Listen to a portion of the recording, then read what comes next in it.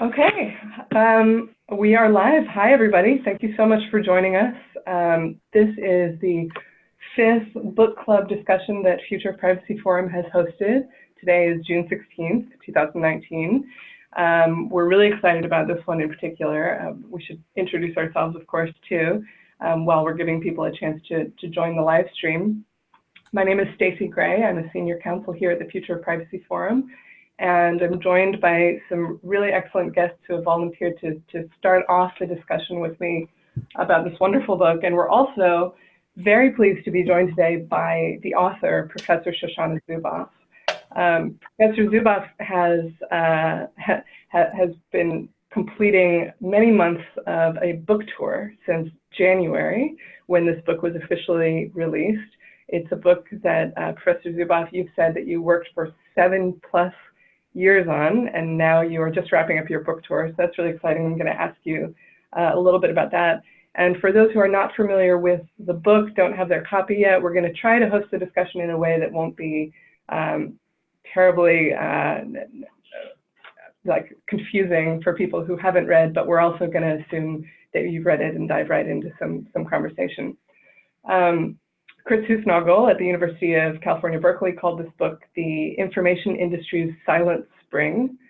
John Naughton, when he introduced you, Professor Zuboff, at CPDP in January, said, this is the book that a lot of us have been waiting for 20 years. And from my perspective as a policy attorney, I can say the phrase surveillance capitalism has been getting a tremendous amount of traction, both in the United States media and in DC privacy circles. It's been coming up in hearings, it's been coming up in FTC workshops and hearings, it's been coming up everywhere, most prominently in the media. In fact, just this morning, there was a piece in the New York Times' Privacy Project by Gabriel Weinberg, citing prominently to your op-ed from January. And so the phrase is increasingly being used with or without attribution. It's clear that this book has had a tremendous influence on privacy discussions. So just to briefly introduce some of the guests that will be joining, and we will encourage you on the line to join as well. I have Katie McInnis here to my right, very excited, here in the FPF office in Washington, D.C. Katie is an attorney at Consumer Reports.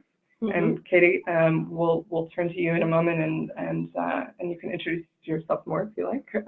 Really excited to have you here. And we also have Sean O'Brien, who is a lecturer at Yale Law, and Robin Berjon, am I getting that right, hopefully? Berjon, the Executive Director of Implementation and Data Governance at the New York Times. But I'm going to turn first to Professor Zuboff, and really a pleasure to have you here joining us. And typically we have asked authors to start off with a little bit of explanation of the book, what inspired you to write this book, what were some of the motivating forces. I know you've been doing a lot of that over the last 4 months, so up to you how much detail you'd like to go into. A couple of things that I think might be helpful to start off the conversation today would be if we could ask you to define a couple of key terms, because I think that we see this phrase getting thrown around a lot, and I think what you're actually describing in this book is pretty specific. So the question you've answered a million times by now, how do you define surveillance capitalism? And then maybe to take a little bit further, could you describe how you define the terms behavioral surplus and instrumentarian power, which I think are two new key terms that are really crucial to understanding the thesis of your book. So that might be a helpful place for us to start. Well, thank you, Stacey, and thank you for your kind words about the book. That that really means a lot to me, and it makes me feel like the years of my life that have gone into this project, have not been wasted, which every author hopes for, but you can never guarantee. So thank you for that. Let me start with the first question you asked, which is what motivated me. And what motivated me was a desire to name a very specific phenomenon, to name a market form that in my view is unprecedented. The kind of thing that I write about is not something that you can see, it's not something that you can touch, but it's something that you can feel. And so how do we come from that place of feeling and experiencing its impact on us, it's the pressures that it's imposing on our lives, on our bodies, on our psyches, on our consciousness? How do we move from that experience that is still somewhat wordless into a place of naming, of having handles, of having concepts, of having a map of this still kind of unknown territory? So that's really what drove me to do a comprehensive work of naming, and through that naming to understand what is the world that this new form creates. Okay, so by market form, I'm talking about surveillance capitalism. So there's surveillance and there's capitalism. And this is not exactly either.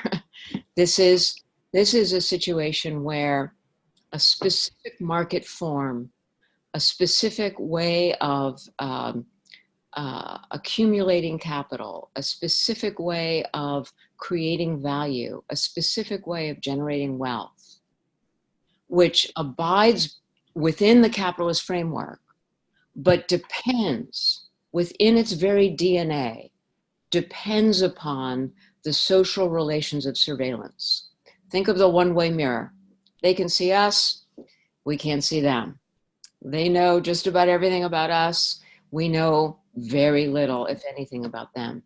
So these social relations of surveillance, inherently hierarchical, are built into the mechanisms and methods that are essential here for wealth creation.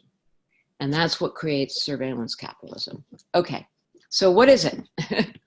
So I talk a fair amount about how surveillance capitalism diverges from many of the well-known historical patterns of capitalism.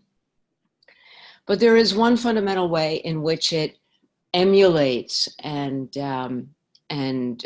continues patterns that we are familiar with in the history of capitalism. So, for example, we talk about industrial capitalism as claiming nature for the market dynamic and turning it into commodities that can be sold and purchased, real estate, land. Similarly with work, claiming work for the market dynamic, turning it into labor, wage labor, labor that can be sold and purchased. Well, this is a pattern that has long been associated with capitalism. You take things that have their own life and you turn them into commodities that live in the marketplace. Surveillance capitalism does this, but it does this with what I think of as a kind of dark and unexpected twist. And that is, it claims private human experience for the market dynamic. Private human experience is repurposed as a free source of raw material that can be translated into behavioral data. And these behavioral data then ultimately make their way toward a new kind of production and a new kind of sales. All right, so you asked me to define behavioral surplus. So this is a good time to do that. When we talk about behavioral data being rendered from our private experience, first thing that happens is that there are some of these behavioral data that are used for the improvement of services, of products. And so, that's the kind of thing that we've been familiar with. We knew from the start that Google was collecting data on how we search and how we browse and using that to improve the search engine, to create the translation service, to improve its spell check, all of those kinds of things. So that's great. We use these data to improve services. Those immediately accrue back to users. That's a good thing. But what was discovered early on, and this happened primarily Google in the years 2000, 2001, a story we can talk about later if anybody wants to. But what was discovered here was that in addition to those data that were used to improve services, there were more data that were more than what was required to improve services. And these data were distinguished by their rich predictive signals. Let me give you an example. You post something on Facebook. Well, what's less predictive about what you post is your demographics, what you actually say about yourself. What's really predictive is how you say it. Do you use exclamation points? Do you use bullet points? If you're organizing dinner for this evening with your friends and family, do you say, hey, I'll meet you later? Or do you say, I'll meet you at 7:45? These kinds of data signals, these are what contain these rich predictive signals. Now, it's these parallel data streams, valued for their predictive capability. That's what I call behavioral surplus, because that turns out to be more than what is needed to actually improve the stuff that comes back to us, the products and services that come back to us. So these behavioral surplus are now shunted into a new kind of production process, a new means of production. And that's what we typically refer to as artificial intelligence, machine intelligence, computational production.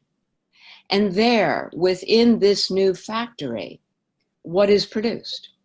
What is produced are actually computations of these rich predictive signals that are fabricated into predictions of human behavior.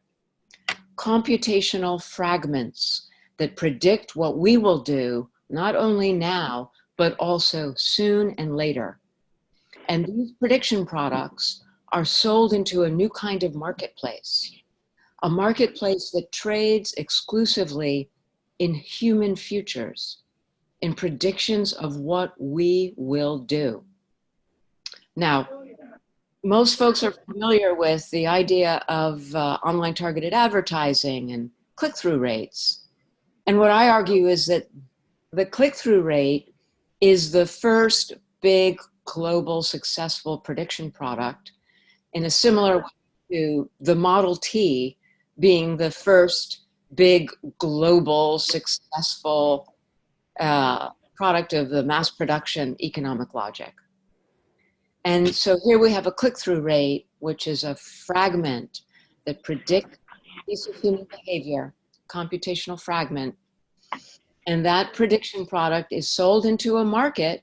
We call it the targeted ad market, but this is a market where business customers really want to know what we will do. And that's what they're buying. They're buying a prediction of our futures.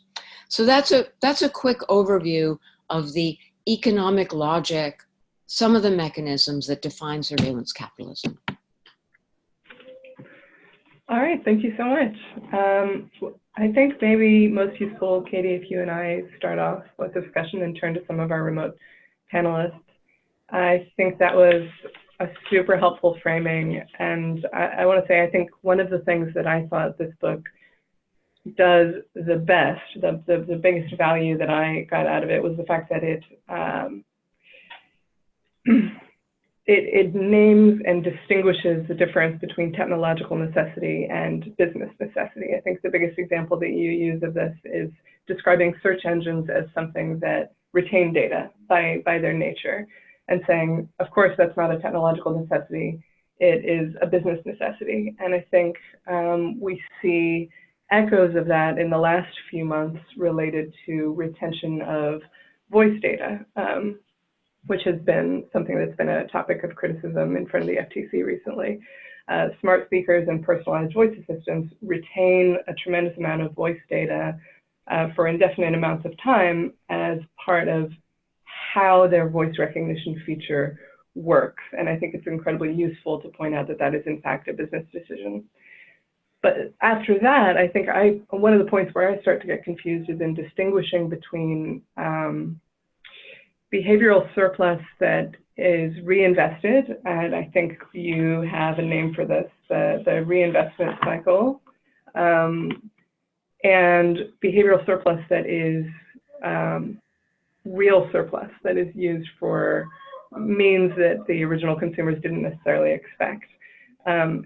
Voice recognition, as an example, is vastly improved by the retention of data through the ability to recognize unique accents, recognize edge cases. You need a lot of data to be able to make that work, and I think we've seen the payoff with a really rapid improvement in the service in the last few years.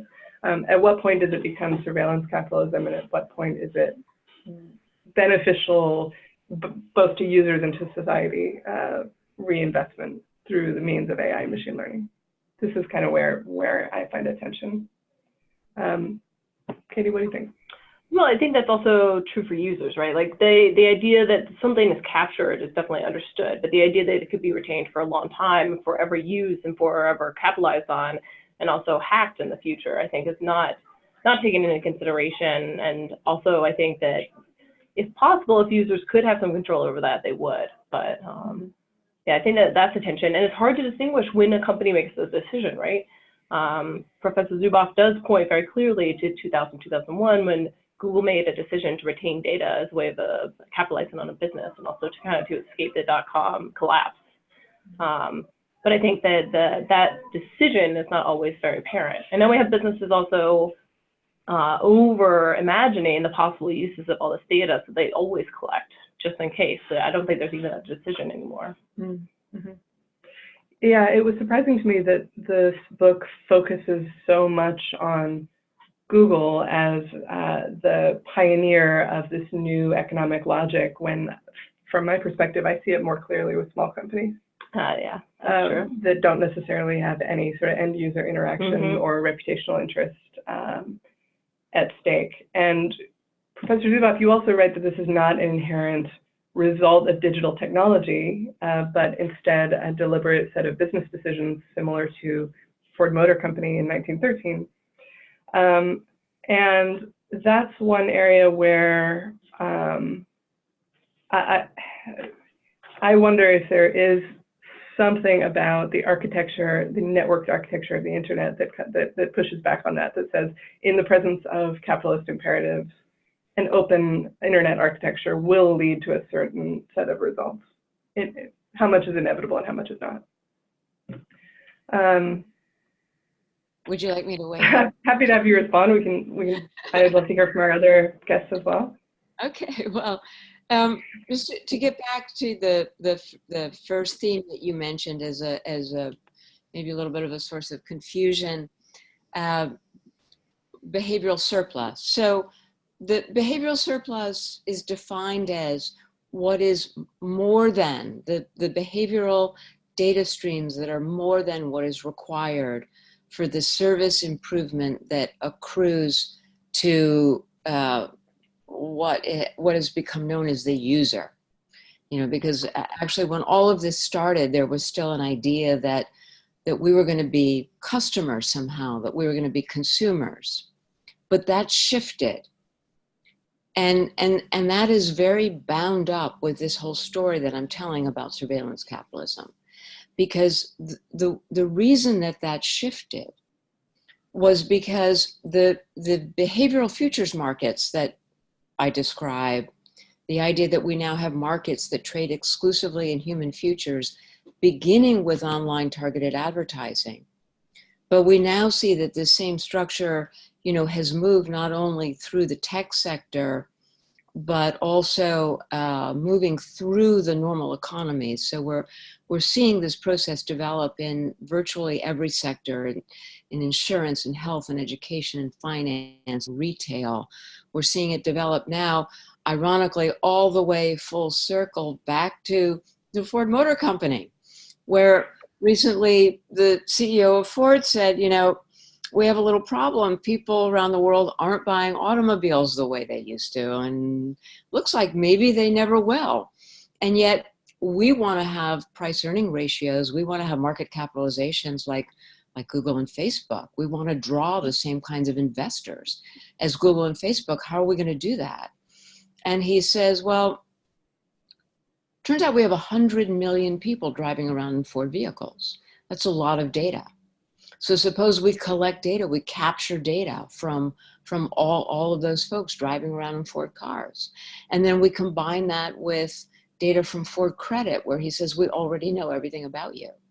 Now, these kinds of databases, this puts us on a par with the likes of Google and Facebook, who wouldn't want to invest in us. So we see the logic coming round, right to the beginning of the firms that were iconic, the iconic firms of the 20th century. So, so when we talk about behavioral surplus, we're looking at these data flows that go into the new means of production, that create these prediction products, that are sold in these new markets. And those markets are oriented toward business customers. And right from the start, Google discovered that these markets in human futures that began with click-through rates were extremely lucrative. So just listen to this one number. Between the year 2000, when this work began, and 2004, when the world first got a glimpse under the hood what Google was doing, in that short period of time, as this new logic was invented and deployed, Google's revenue line increased by 3,590% in just that short span of time. So they understood that this was extremely lucrative.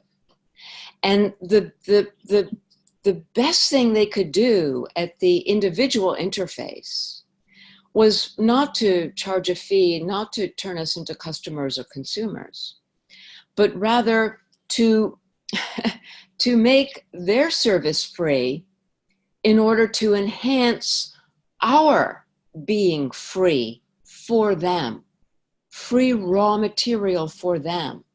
The whole MO becomes how to drive behavioral surplus at scale and at scope through these supply chains on their way to this new production process.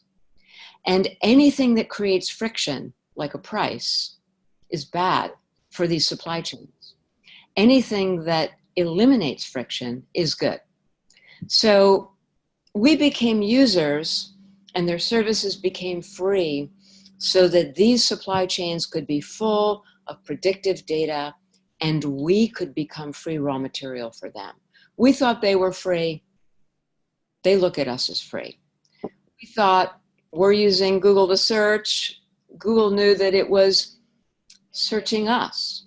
And so, you talked about voice a little bit ago. Voice, facial recognition. Now what we've got now is a whole really interesting, complex ecosystem where every smart product and every personalized service is essentially a supply chain interface. It's an interface that is designed to capture as much surplus flow as possible and convey it through these pipes to the new means of production.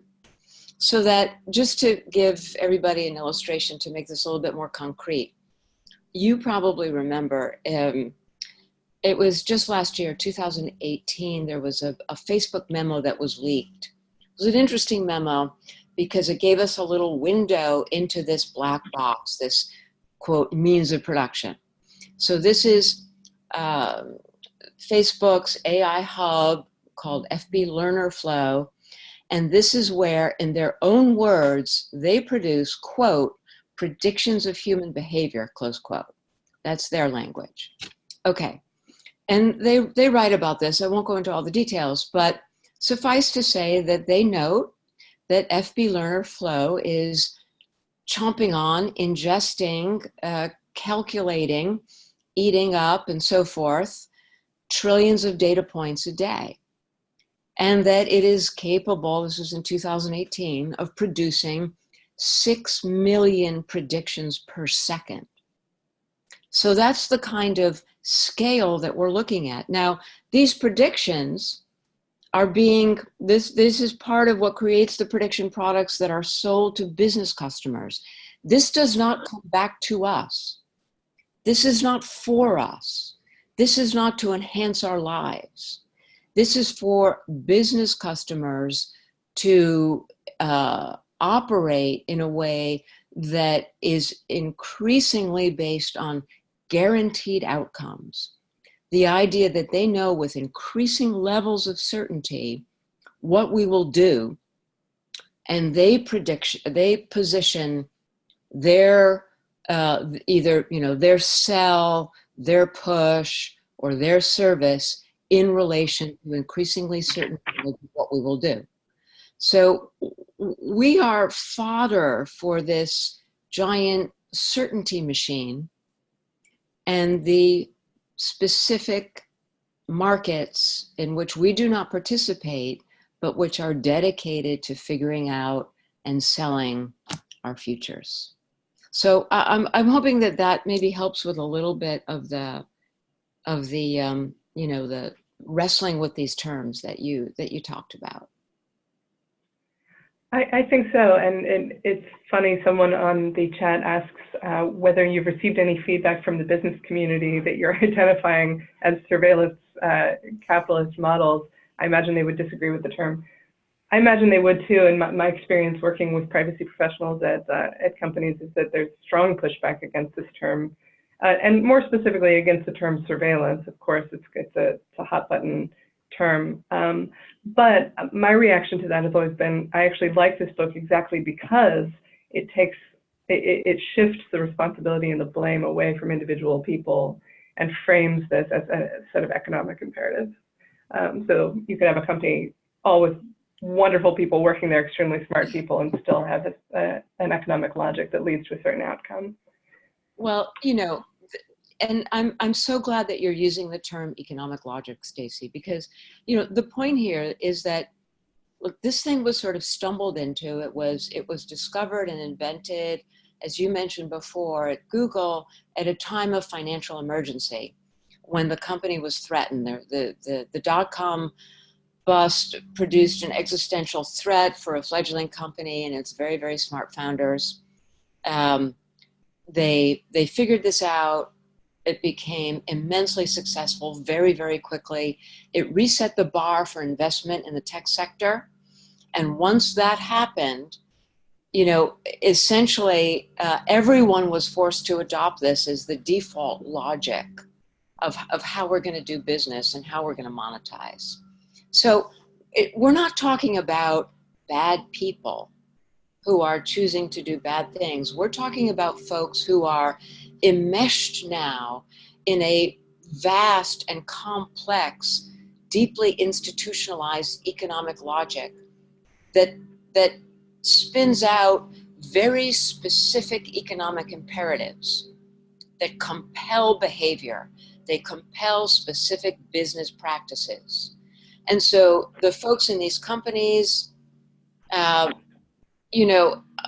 think it's a really interesting question, the extent to which a lot of people who are employees in these companies actually, deeply understand and appreciate the nature of the logic in which they are enmeshed and its deeper and wider consequences for us as individuals, for our societies, for our democracy.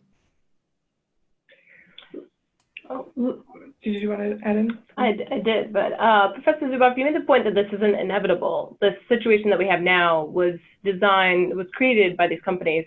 And I know that asking you this question is kind of like asking someone a couple of years out from the Model T what kind of car we could have had.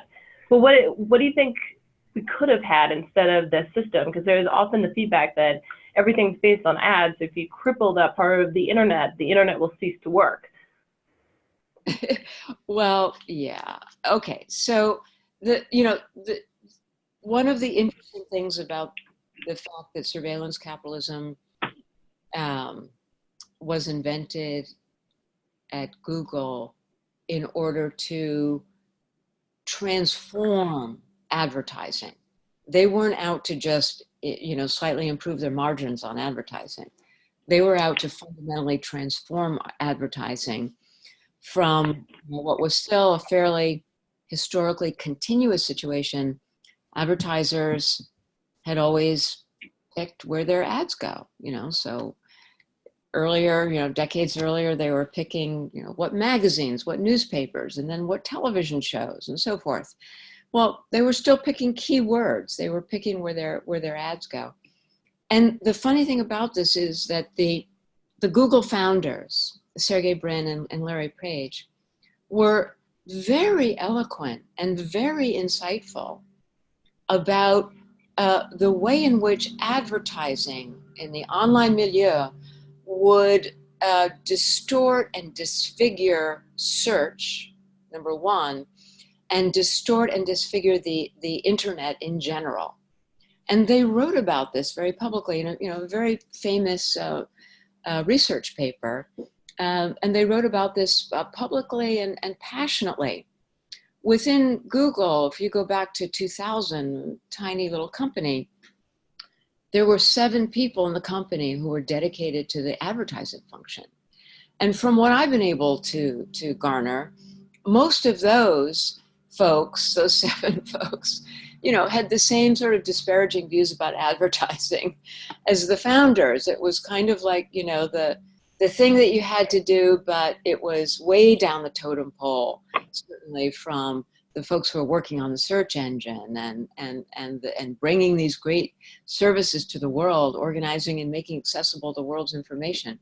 So advertising was the bottom of the totem pole in the way, in a medieval village, the folks who had to work with animal skins, to make leather or whatever, they were the bottom of the totem pole. They were like the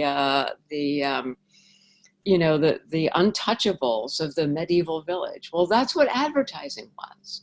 So the idea that, that it had to be advertising and that this was the only way, in fact, in the late 90s and even into 2000, the folks at Google, this young company, there were many ideas on the table for how they were going to monetize.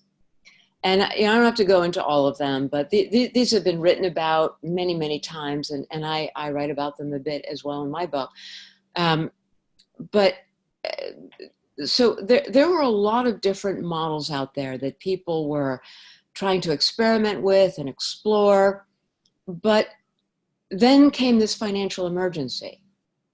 And it was well established at that time that venture capital, was already understood to be impatient capital. These are not folks that were going to follow Schumpeter's advice. Now, you may remember that, everybody in Silicon Valley really loved the idea of creative destruction. I guess maybe Mark Zuckerberg more than anyone, but that was, that's been the slogan for a long time, creative destruction. That comes from the economist Schumpeter. But the thing is that, creative destruction is like this big an idea in Schumpeter, and it's part of a whole argument in Schumpeter that's a really big argument. And Schumpeter says that every once in a while, there are these big structural transformations, like the shift to the digital, and they create opportunities for what he called economic mutation, really fundamentally new ways of doing business. And the criteria that he set for that was what he called the creative response. The creative response means that you put assets together in fundamentally new configurations, and you know that you've created something that's really going to move the dial of economic history, because it speaks to the great, to the raising the standard of living of the great majority of people in society, and of fundamentally raising the quality of life, the ability to make a living, to expansion of employment, of many things that are going to, raise the level and the scope of the middle class and drive prosperity through the population. These are the kinds of criteria that he set. And of course, he also said that this can take decades to really get this right. And at one point he said it can even take a century. So there's a reason why everybody in Silicon Valley forgot this part of Schumpeter, or never wanted to talk about it, because that's not what they did. As soon as they stumbled into surveillance capitalism, and I want to come back and talk about why it's surveillance, but as soon as they stumbled into this and eventually realized how quickly this revenue line was just growing and growing, there was no turning back. And there was nobody who was going to, nobody wanted to come to Silicon Valley and invest in a company that was going to do it. We talk about slow food, and now we talk about slow money. Nobody wanted to come to Silicon Valley and do slow money when you could do the as the crow flies fast track to monetization that Google had discovered in surveillance capitalism. Just one more tiny comment, if I may. What puts the surveillance in surveillance capitalism? Because you raised that, and it's such an important issue. What interests me is that right from the start, when you read, for example, the patents that Google was publishing, the scientists there understood very quickly that not only were we receiving behavioral surplus, the collateral traces of behavioral data left behind used to be called data exhaust or digital exhaust when people searched and when they browsed. Not only were we collecting that, but now that we know how lucrative it is, how valuable it is, we're going to go out and hunt for it. We're going to hunt it. We're going to capture it. We're going to bring it into our pipes. It's behavioral surplus or bust. And when they write about the patents, where some of these first mechanisms and methods were being designed to go out and hunt and capture behavioral surplus, back then, they celebrated two things. One is, they say, we can now find all kinds of these behavioral data lying around in the online milieu, which allow us to know things about users that they never intended to disclose. And we can also aggregate these pieces of surplus. And we can make inferences that allow us to understand things about folks that they never intended to disclose. So that's number one. Number two, they said, and we can do this in a way that is undetectable. They do not see us. They don't know that we're there. They have no clue as to these backstage operations. This is all camouflage. So from the beginning, a significant amount of this surveillance capital is being amassed now in these companies and in this sector. A significant amount of capital goes in to designing the methods and mechanisms that will be undetectable, that bypass our awareness. In other words, the social relations of surveillance. You fast forward to 2012, 2013, when Facebook, the second surveillance capitalist on the horizon, because of course, migrated Google to Facebook early on. They did their experiments that they called massive scale contagion experiments. One in 2012 to see if they could influence midterm voting behavior. One in 2013 to see if they could get people to feel happier or sadder. Okay. In both cases, they published their research in very prestigious scholarly journals. And in both cases, the researchers celebrated 2 points. You're going to recognize these points. Number one, they said, we now know that we can use subliminal cues in the online environment in order to actually modify behavior and emotions in the real world, in your real body, with your real feet, with your real feelings. Okay. Number two, they said, we now know that we can do this in ways that systematically bypass user awareness. They never know it's happening. All right, so this is surveillance. There's no way to dress this up. There's no way to make it pretty. This is intentionally designed to keep us ignorant. And this is one reason why it's taken so long for us to catch up with what they're doing, and why they've had a free run for the last 19 years with hardly any law to impede this activity. And with so many of us becoming dependent upon the very behaviors engaging with these products and services that drive us through the interfaces that are their supply chains. So I hope that helps, Beth. No, thank you. And it looks like our video froze, but we've still got audio here for the time being, and we'll get that fixed in just a second. I think this is a good time to turn to Robin and Kelsey. We've also got Kelsey Johnson here from the New York Times. Hi, Kelsey. So what are your reactions? Do you agree with these premises? Obviously, you're at a major publisher that's taken some steps in the last year, very notably around advertising practices. So we'd love to get your thoughts. So, I mean, we're not representing the position of the Times here, just to be very clear. But I had a question about behavioral surplus. I think it's definitely a very interesting notion. It's one that we've thought about operationalizing here. But one thing that is difficult to put to when we switch it from a tool for analysis to a tool for practice.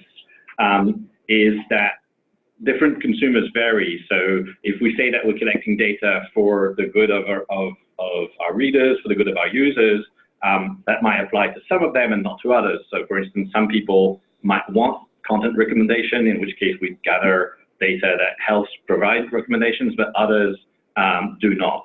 And so there are several proposals floating around. There's notably a New York State bill that want to give companies some sort of fiduciary duty in handling personal data. And I was curious if that's an area that you'd looked into, or if you had opinions about whether this could help sort of bring balance back to this data collection for users for good, or if you think that maybe it's just a Band-Aid.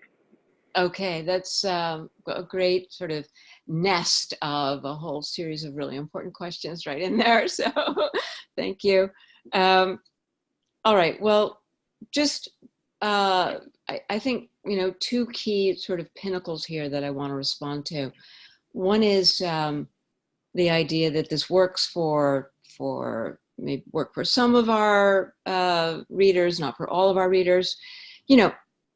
When we talk about systems that are designed to keep us ignorant, when we talk about systems that are designed to bypass our awareness, what we're seeing here is not so much the end of privacy as a fundamental redistribution of privacy rights, right? Because they get to be secret. They have their privacy.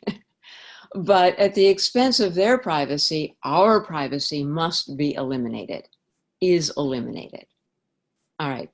So in this shift of privacy rights, this concentration of privacy rights in the surveillance capitalist regime, we ourselves are denuded of rights.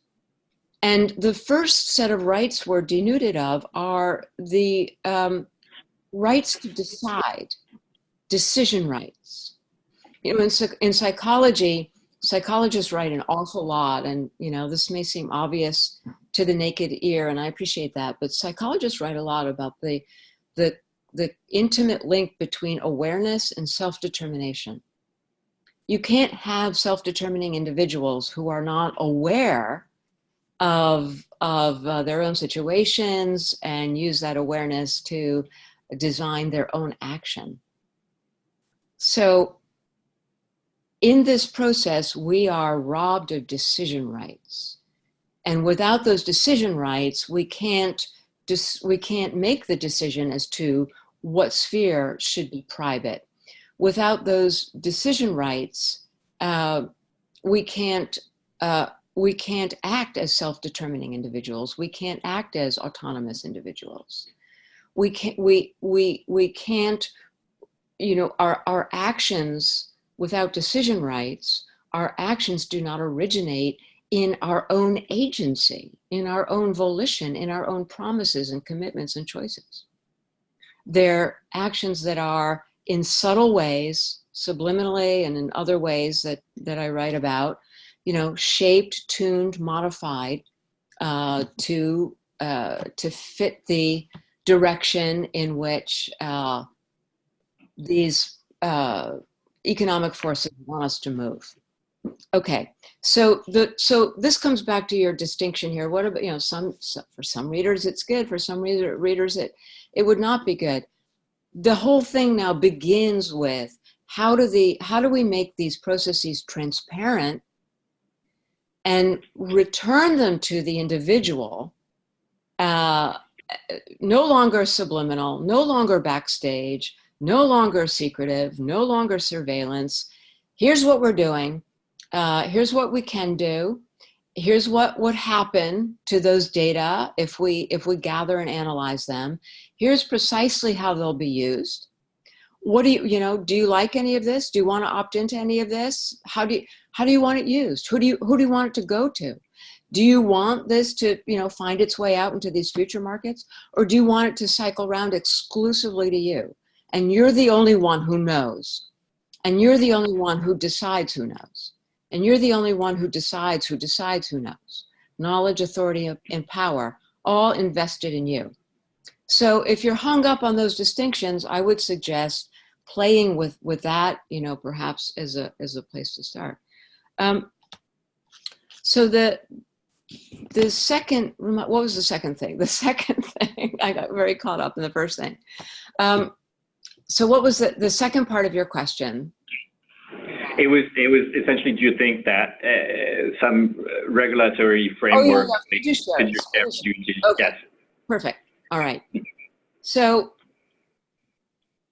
the idea of fiduciaries, I believe, could have an important life, but not as long as this economic logic is uncontested.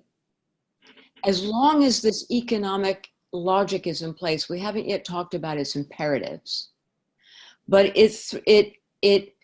it necessarily throws off imperatives, economic imperatives. And these imperatives drive action. They drive the necessity of the mechanisms and methods that I've been talking about. As long as that's in place, my view is that the idea of a fiduciary is just an impossible ideal. There is no incentive for any of these companies to become fiduciaries, and there is no basis for us investing trust as long as they can, at will, unilaterally take our private experience for their surplus flows. As long as they can sell predictions of our futures to business customers for others' purposes and others' gain, a loop in which we have no role and from which we do not profit, and I don't mean profit just financially, but profit in our lives. On the contrary, these futures markets have an inevitable, they are inevitably on a collision course with democracy, both in the sense of eroding democracy from below because they take aim at our autonomy and our agency, but also eroding democracy from above because they necessarily create and have created these unprecedented asymmetries of knowledge and the power that accrues to that knowledge. And if you want to, when you're ready, we can come back and talk about that power that I call instrumentarian power, which is the power to use these great asymmetries of knowledge to actually modify our behavior in the directions that serve their interests. Sean, you've been very patient. Would you like to join in here and share some thoughts, reactions, questions? Sure, thank you. So on the issue of fiduciaries, we have the wonderful Jack Balkin at Yale Law, who is and one of the architects of that sort of concept. I also was personally involved in the drafting of New York State legislation, which didn't get on the floor, but that's okay. So I do believe that regulation and law obviously have a big part to play here. But what's important, and I think is exceptional about Shoshana's book, and I've told her this in person, is the technical depth of the work that she's done and the real digging that she's done from a scholarly standpoint. There is so much information in this book that you have to sort of take it slowly and really dig in, you know, and pause and absorb the information. And that's a rarity in this space. A lot of times there's sort of these overarching theories without enough depth from my perspective. So I enjoy the technical, you know, obviously. So I think that's wonderful. The other thing that's a big takeaway for me from the book in general is the ubiquity of Google and other entities like Google, the Amazons of the world, et cetera, and their ability to intermediate themselves into a variety of aspects of life, really every aspect of life at this point. So that's something we need to really think about and take away from the conversation. You know, it's not that it's about bashing, you know, one specific company or even thinking in the limited confines of companies that exist now. It's more about thinking about this paradigm shift that we're seeing happen, has happened and is continuing to happen in more and more spaces, that sort of intensification of surveillance in every aspect of life. You know, you're seeing it with Amazon, right? You're seeing how much of the web and internet activity Amazon AWS has taken over just by offering a service, of course, but in the way that Shoshana describes, where there's a massive amount of information being harvested that is just unnecessary to perform that service. So something we need to think about, and I guess, you know, where we need to go if we're serious about architecting a new world with more private technology is define these business models. And that's going to be something that's not easy, that is going to be painful for a lot of companies. And rather frankly, you know, some companies are going to have to be in the dustbin of history as far as that's concerned. We need to upend the models that currently exist. And there are some signs that that's starting to happen. One of the things, and again, I'll throw this back to Shoshana in a second. One of the things that's important to focus on is the autonomy question. Privacy isn't about who's reading your diary, who's looking at, you know, your photo album. We don't like that, right? And that's a problem, and it could be a huge problem for harassment and everything else. But the real issue is where we're going, which is a question of, are you going to be able to hop in that Uber, or are you not allowed to because your social credit score is no good, right? What kind of healthcare are you going to have based upon past activity, past behavior? What are your job prospects? What is your mobility and your real autonomy in the world? So if I have any questions, and I guess, you know, I don't want to be too dismal, but I guess the question would be, you know, for Shoshana, can we turn this around? How do you feel we're doing so far, you know, with this big wake-up call? And if there is a paradigm shift like the one you had described, you know, into the data surveillance world, the surveillance capitalist world, do you see another shift out of it? And can we get there? Well, thank you so much, Sean. It's great to be sharing this space with you now today. And you know, and I love Yale Law and the center there and your project and everybody there. I had the best time there with you guys, so, and look forward to coming back. Great. So, you know, sometimes when I'm out speaking about the book and people say, oh, this feels so overwhelming and feel so helpless and resignation, and I'm depressed, and, you know, there's no way out. And I forget that can happen because I personally feel very optimistic about the situation. So whenever I hear that, I have to like remind myself and start talking about why I feel so optimistic. So you're a legal scholar, and right now, everything now depends upon law. Just to reiterate what you just said, the spirit of what you just said, certainly. If we had been assiduously developing law to interrupt and outlaw these mechanisms and methods, if we had been doing that for the last 19 years, and we were still in the boat that we're in right now, then I might, feel a little bit more overwhelmed by the situation. The fact is that, as I briefly mentioned before, these companies have had a free run. There has been very little impediment from law. There has been essentially no overarching regulatory framework that has interrupted their ability to unilaterally take private human experience or to sell products that are fabricated from these ill-gotten gains, and to sell them at great profit into these markets that trade exclusively in our futures. So this has been a lawless territory, and leading surveillance capitalists write about it joyfully as a lawless territory. That's something that they celebrate. And Larry Page talks about, like, well, why would we want to pay any attention to like laws that were written before the internet was invented? Of course we don't want to be impinged upon by such laws. So, I like to say, well, habeas corpus, no, before the internet, it can't possibly be relevant. So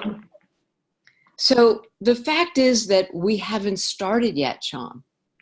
Of course, there have been tons of lawsuits and all of that, but our lawmakers have yet to really grapple with the facts of surveillance capitalism and the kind of laws that will impede its action. So we need new kinds of laws that address, as important as privacy law is, what we need is also more than privacy law. As important as antitrust law is, what we need is also more than antitrust law, because privacy law, we talk about, for example, data ownership. Well, going back to that Facebook memo I mentioned to you, when we talk about data ownership, we may be able to get back some of the data that we put into the system, but we are never going to get to those trillions of data points that are ingested every day. We are never going to get to those 6 million predictions per second. That is their proprietary data. That's the stuff from which their products are built. That's the stuff that their markets depend upon. Every dollar of market capitalization essentially comes from that. We're not getting that. We're not getting access to that. We're not porting that. So this is all happening sort of above and beyond our current conception of data and data privacy. So, and when we talk about antitrust law, there are very solid reasons why some of these companies should be broken up. But even doing that is not going to interrupt and outlaw the key mechanisms of this economic logic. The worst possible scenario would be break them up, and then you end up with, 4 smaller surveillance capitalist firms, which intensifies competition and also creates a void where new competitors can come in and compete on these same terms. So the intensification of competition around predicting human futures would be a very, very bad thing for us, because that's just doubling down on the economic imperatives. Great predictions mean you need a lot of data. That's economies of scale. That's an imperative. intensifying the dynamics of competition leads to a second order understanding, which is we need a lot of data, but we also need varieties of data. We need scale and we need scope. So there's another imperative. Ultimately, they really, we need these very powerful predictive data comes from actually intervening in the state of play, getting up close and personal with someone's behavior and learning how to tune and herd behavior toward the outcomes that we want to guarantee to our business customers. So that's going back to the emotional contagion experiments. Those were, massive scale experimental laboratories in this new kind of imperative that I call economies of action. How do we automate, modify human behavior at scale in the direction of the outcomes we seek? So these imperatives derive very specifically from the competitive dynamics of markets that trade in futures and what that kind of competition is all about. So the point is that once we begin to really intervene in these mechanisms with law and with regulation, then not only do we make it impossible for this logic to continue to flourish and therefore open up a space where the fiduciary concept really could become vital, but we also open up a space for other kinds of solutions, competitive solutions for sure, market solutions, because from that perspective, surveillance capitalism really is a kind of massive market failure. Because when people do find out about this stuff, nobody wants it. But right now we have very little choice. So opening up competitive space for other kinds of market solutions, alliances of companies who will come in and form a new hub, a different trajectory toward the digital future, and a hub around which a new and complex ecosystem can be formed is critically important. But also, in addition to market solutions, other civic solutions, the ways in which citizens combine in new forms of collaborative action to take control of their data, of the data of their cities, of the data of their regions, of their municipalities, of their countries, so that the data governance is inherently democratic and inherently the scope of citizen authority and democratic power. So these are all the things that I believe are waiting right around the corner for us as public opinion shifts, and as that shift drives lawmakers and regulators. I believe that the next 10 or 15 years are going to be in this new direction. I can say more about why I believe that, but let me stop there because let others chime in. So Katie, I was going to ask you the same question that I think we both had for Professor Zuboff, which is whether you've seen anything particularly inspiring in the last 6 months or so. You work for Consumer Reports, which is all about helping people make market decisions towards more private technology or better technology. What do you see sort of on the consumer and non-regulatory side of this? Well, on the consumer side of it, I think the fact that people's opinions are changing about tech, I think that's really key. You can't have a push towards regulation or support for change if there's not actually that negative opinion. I think also people are becoming aware that privacy is now this kind of luxury thing. Every time we talk about Mark Zuckerberg these days, we also talk about how his house is so private and how he's bought up all the lots around his house. To kind of say this guy has a intimate view into like billions of people's lives, but he himself has holding himself to a different standard. And so I think that that's really helpful. I also think that the amount of clicks that people or the amount of clicks that the New York Times are seeing on their stories and their privacy project is a really key sign that people are engaging, where in the past we saw the sense of complacency. I think so too, and I would venture a prediction on why that's starting to shift right now, and maybe it aligns with what you all think. I think it's because of the shift from the online world into the physical world. The IoT market, of course, a lot of the work FPF does has been around demonstrating some of the serious benefits that can come to consumers, particularly people with disabilities, around the IoT market. But I think people are also starting to see a different dynamic when they purchase a device and find that that device now in their physical home also collects data, right? And maybe there's a different set of expectations when it's something that you have paid money for, right? And now you don't feel like you have as much control over the data collection.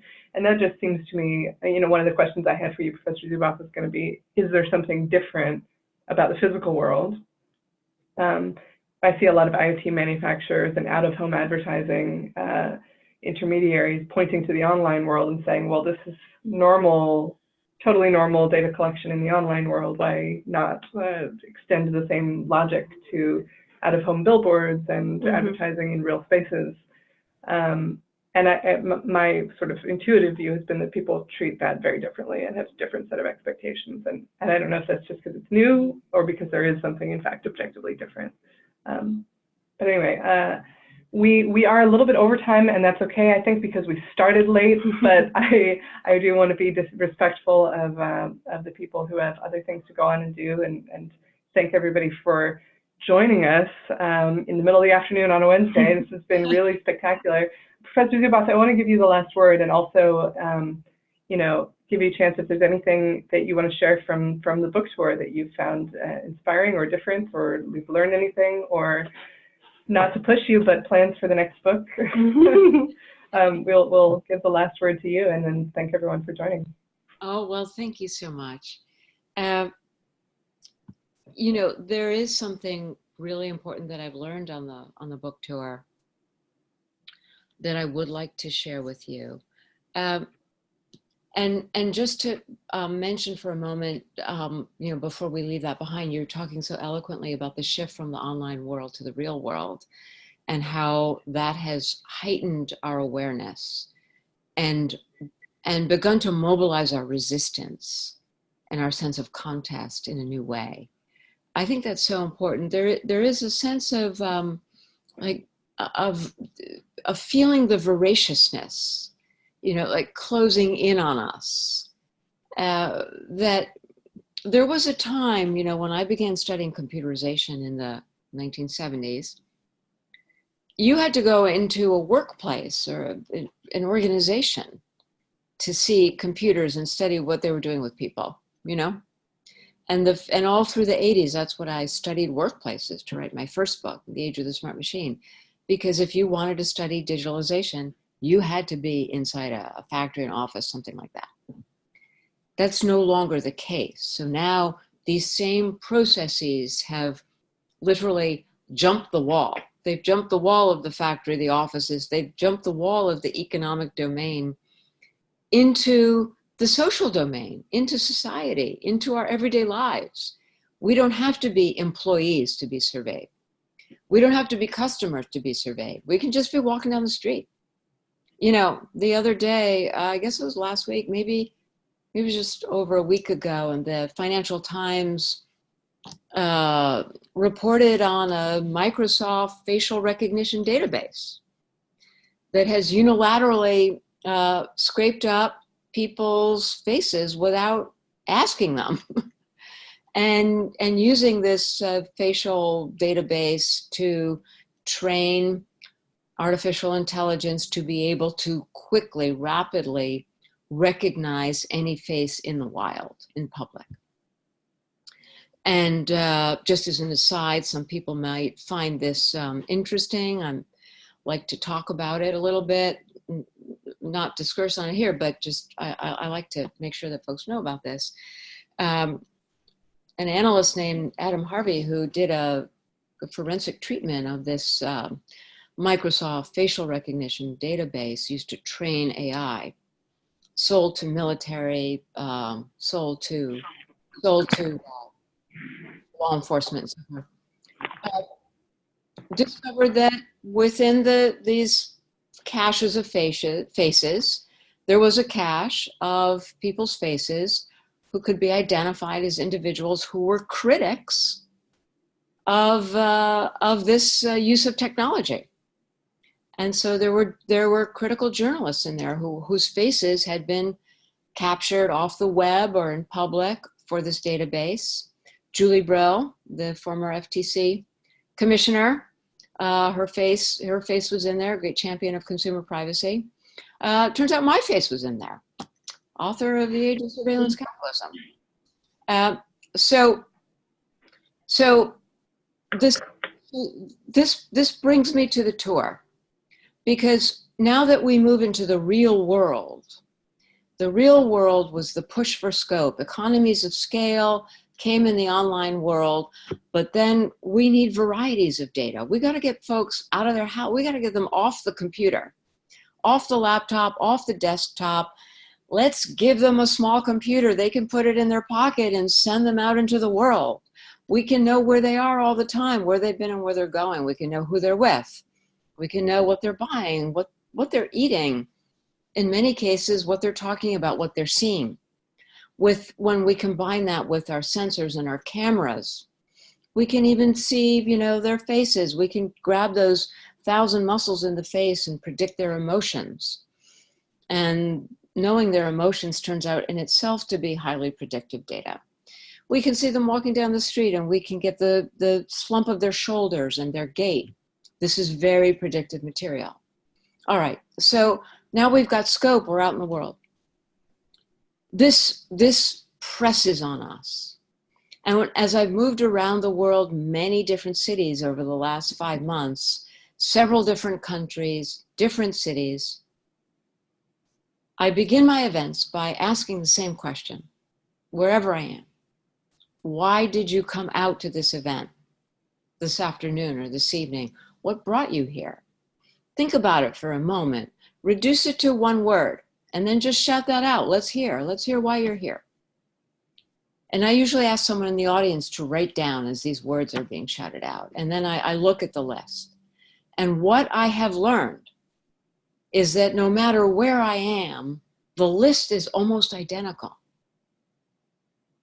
Anxiety, control, autonomy, resistance, revolution, democracy, authority, power, malaise, worry. These are the kinds of words that are surfaced over and over again. And I've learned something from that. And what I've learned is that they call us users. Users are anonymous, interchangeable parts. But we are now living through an historical moment when we are becoming conscious of ourselves, not as interchangeable parts, not simply as anonymous users, but as individuals and as citizens who share political, social, and even psychological, as well as economic interests. And that these interests are now positioning us, are alerting us, are drawing us in specific directions, are requiring us to ask new questions, are motivating us to ally ourselves with others and ask these questions together, are driving us toward new discussions and new reading and new challenges. And ultimately, this is the stuff that shifts public opinion and that drives our lawmakers inexorably to mobilize around new law. This is exactly the kind of social process that we saw early in the 20th century that led to the law and the regulation that ended the Gilded Age. We know how to tame the raw excesses of a violent capitalism. We've done it before in our democratic societies, and we can do it again. It's awakening those muscles, awakening our sense of our political and social interests, awakening our sense of our shared interests, and turning that into the new forms of collective action, collaborative action that will bind us and make us effective and insist on the law and the new market solutions that we all see. Wow. Well, I've learned. I don't think I can add anything to that. I just want to say thank you and specifically thank you for sharing your optimism about this book and about what you see as the next step, because I think that's probably the hardest part for a lot of people in reading this book, which we highly recommend. And if you haven't gotten to it, please read this book. Thank you so much, Professor Zuboff. Thank you, Sean. Our guests from the Times had to take off, but thank you also to everyone who participated. We've had a really vibrant chat discussion happening at the same time as we've been talking. Thank you to everyone there. And our next book club discussion will be in September. We usually circulate a poll for what people would like to read next, and we will get that out shortly. So Fantastic. thank you so much, and we'll see you all next time. Thank you.